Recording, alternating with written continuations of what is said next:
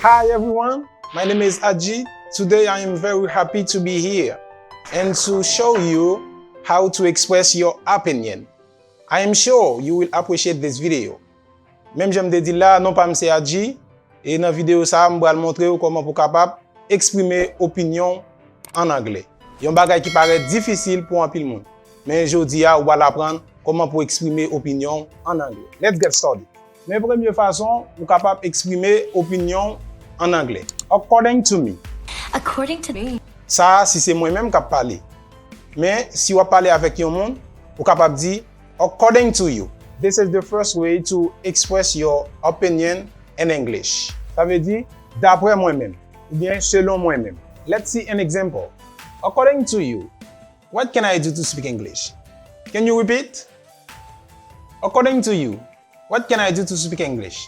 You can say, si c'est vous-même qui parlez, Aji, according to you, what can I do to speak English? I am sure you can read it very well. Number 2. Deuxième façon, ou capable by opinion en anglais, you can say, from my point of view. From my point of view.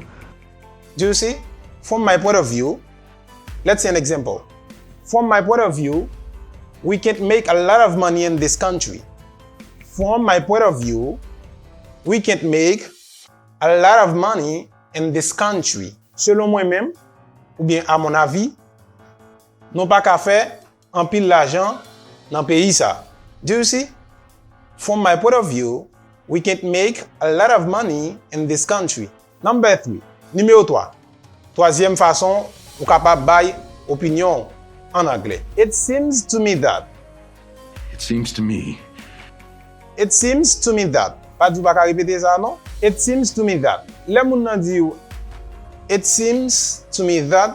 C'est comme si moun nan vle di en français il me semble que. Let's see an example. It seems to me that is a bad situation when you have nothing to eat. It seems to me that is a bad situation when you have nothing to eat. Ba di nothing non? Nothing. Nothing. When you have nothing to eat. Yeah. M'ko ka répéter le konya. It seems to me that is a bad situation when you have nothing to eat. Qui ça pour ça vle di? Moun nan vle di ou, selon lui-même, le ou pa gen rien pour manger, c'est une mauvaise situation.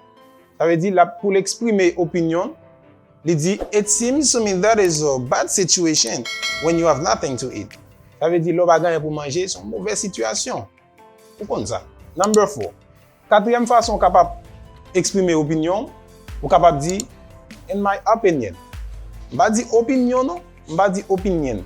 I say to you, In my opinion. in my opinion. Là où dit in my opinion, ça veut dire à mon avis ou bien d'après moi, si je traduis en français, d'après moi, les gens ont dit in my opinion. Let's see an example. In my opinion, when you are sick, you should see a doctor. In my opinion, when you are sick, you should see a doctor. Qui ça veut dire? Phrase ça veut dire, selon moi, ou bien à mon avis, les ou malades, ou supposé ouais un docteur. Ou bien ou ta doué ouais un docteur, les ou malades. And my opinion, when you are sick, you should see a doctor. But it should. I say should. When you are sick, you should see a doctor. I am sure you can do it right now. Number 5. Cinquième façon capable by ou bien exprimer opinion en anglais. To express your opinion in English, you can say, in my view. In my view. Parfois, il y a des gens qui disent, in my point of view, it's not a problem. You see? You can say, in my point of view, or in my view. L'autre dit, in my view, c'est une autre façon encore pour dire, et selon moi-même, ou bien selon moi, en français. Une façon pour exprimer opinion. Let's see an example. In my view, the English language is very important. In my view, the English language is very important. Quoi ça veut dire? Selon moi-même, langue anglaise là, très important. This is my opinion. Right now, I am sure you have a lot of expressions to express your opinion in English. Am I right? Yeah.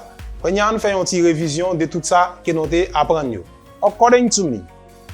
Ou bien si c'est avec yon moun a parlé, ou capable de dire according to you.